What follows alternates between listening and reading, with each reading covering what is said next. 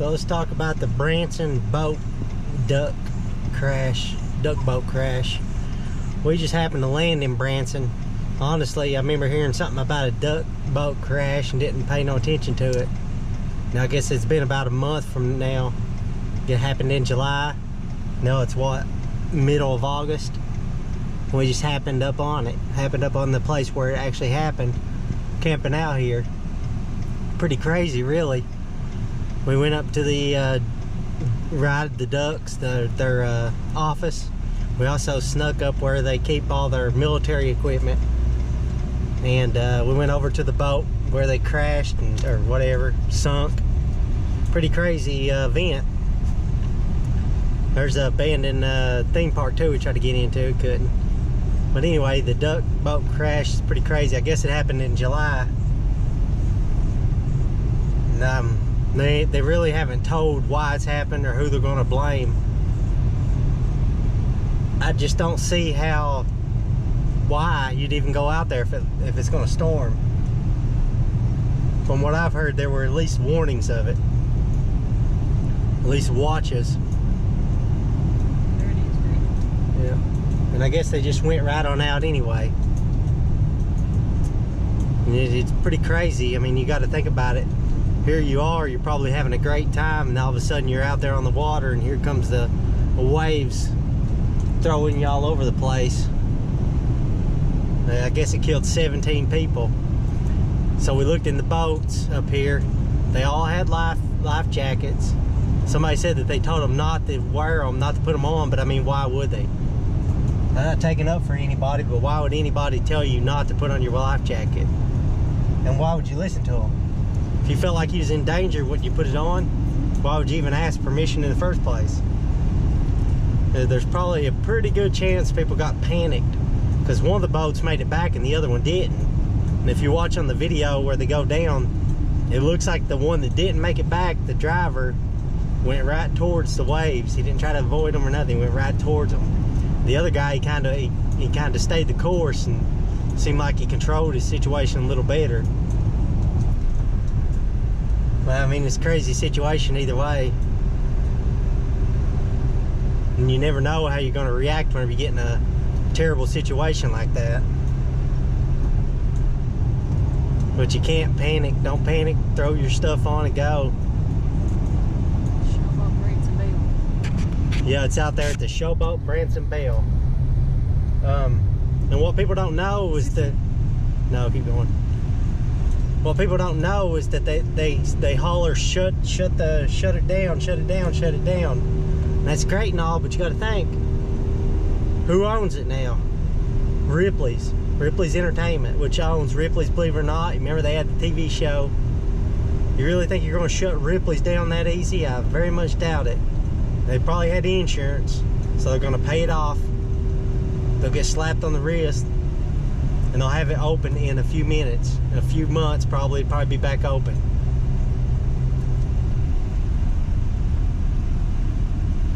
Because it is Ripley's Believe It or Not, after all. But evidently the people that own the showboat out here owned the ducks at one time. And then they sold it to Ripley at the end of last year, December 2017. And then what, several months later, here comes the accident. So you gotta think, I bet Ripley's kind of regrets buying it. I mean, any of these tourist attractions that you get into, you pretty much gotta accept the risk. There's a risk with any of them. Even camping out here, there's a risk. Even going out and hiking, there's a risk. While water rafting, there's a risk. So I mean, yeah, it is what it is. It's a sad shame. People probably out there thought they was having a blast, gonna have a blast, enjoying themselves, and then that's the end of it. Anything you wanna add? Makes you wonder who really gave them the okay to enter that water. I know they have some people that said that they saw it, witnessed it. They claim that it just all of a sudden blew in, and they were, I don't know how far the boats go out in the water, I'd say they probably don't go out very far because the whole, I think, expedition is like an hour. So from Branson to Showboat. to the Showboat, maybe the way they're driving, because they're driving really slow, maybe 20-30 minutes, I'm guessing. I don't know, because I'm not from this area, so Plus, I don't know. they go up to the military things, and it was pretty big up there when I went up there. So, and they were driving really slow, and we watched a YouTube video where somebody recorded their experience, and the guy explained the importance of the life jacket. Now, that company that owned it owns the Showboat now. So they still, they owned the Showboat at that time too. So they own the Showboat now. They don't own it anymore. I think a lot of people are under the impression that they still own it. I mean, they're going off of Branson Duck Boat. You know, that's what they're calling it. Well, the company that owns the Showboat's a pretty big company too. Yeah. Whoever owned it before them, yeah, you probably could have shut them down, but you ain't gonna shut down Ripley's. No. In all honesty, this is probably what they do. I mean, it's just like those, I guess they're called FAA, FC, I don't know what whatever. Anyway, any kind of federal investigation, especially against a company, drags out forever. Yeah. They're gonna drag out forever. Okay? And they'll let everything die down, all the anger and frustration and the hurt and all that, whatever. I mean, they're paying for everybody's, you know, I'm sure they paid for the funeral, and they have paid all their hospital bills and stuff like that. And I'm not saying that makes up for it, but they'll probably pay everybody off. They will. They'll pay everybody off, and then they'll open the damn thing back up. Yeah, it'll be back up. It'll probably be open under a new ownership, under new management or whatever, but it'll open back up and probably open back up. I mean, if you go down to Branson, their boats are sitting there just as pretty as could please. There was tons of people walking around them, taking pictures of them and stuff too. Yeah, there's all kinds of people taking pictures. The military equipment was still up there. Nobody had bothered it. So, and I mean, it's really, really sad. I think people really need to be aware of the risk. I mean, I don't get it. Why, for the life of me, why somebody would even enter that water, even if you were a driver. They said he drove for 10 years, had 10 years experience. Why in the heck did you get on that water? I just do not believe for the life of me that water wasn't swift as shit.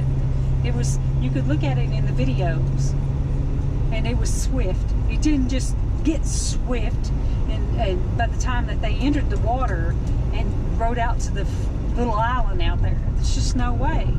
But anyway, you'll probably never know the truth of it.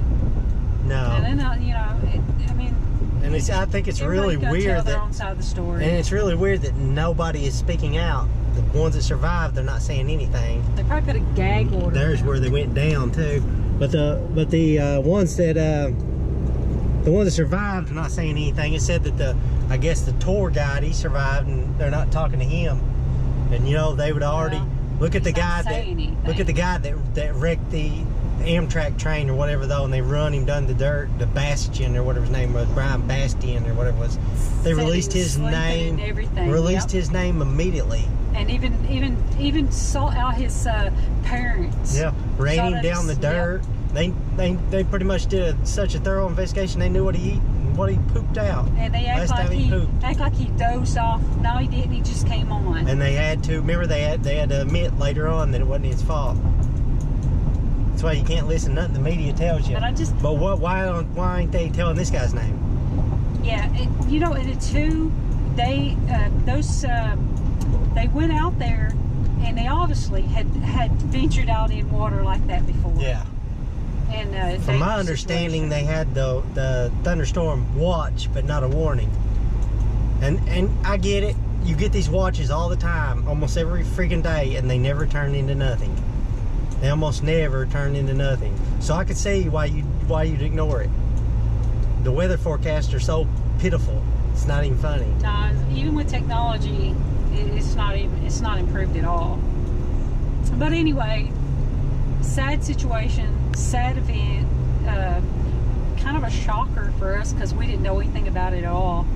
Just happened to and you know, just happened to find out about it. They got memorials set up. Yeah, there's memorials on On the the, dock where they went in, the pier or whatever, boat ramp, and also yeah. look like on the little island out behind the showboat. And not to be crude, but they had one person, a female, that had survived. Now, She wasn't in shape at all. No, she was in poor condition. Her health and stuff looked like it's in poor condition, but she survived. Believe it or not, she survived, and it's really kind of a shocker that some of the other people didn't survive. Yeah, you know? it is. I mean, not being judgmental, but I mean, this lady was not fit at all. I mean, that's another thing too. I think you really need to consider your situation and your health and stuff like that if you're fit enough. Plus, I don't see why you didn't grab the life jacket. Yeah, and I very much doubt somebody told you not to. No, I don't believe that. No one's not going to. But someone's anyway. going to not tell you to grab a life jacket. I hope you've enjoyed the sights and sounds of it.